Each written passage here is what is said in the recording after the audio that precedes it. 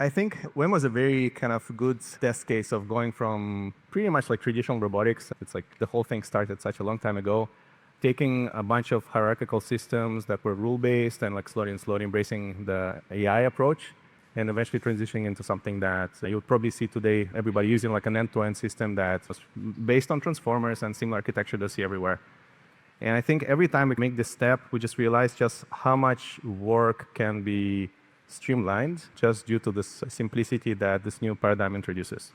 And I think going from that into what we're seeing today with VLAs and all of the world models just demonstrate just how important this thing is. You can make a lot of progress. So I also was at Pi before that, and I think just the amount of progress that we've been able to do within a year was just remarkable. Like, like when we started, we had no idea that we can build something that can fold the laundry and all of that stuff just within 6 months. And just like applying these principles, keeping it simple, making sure that we're not over-investing in things that may introduce complexity, and just like building on top of that was, I think, probably the biggest thing that we're benefiting from today.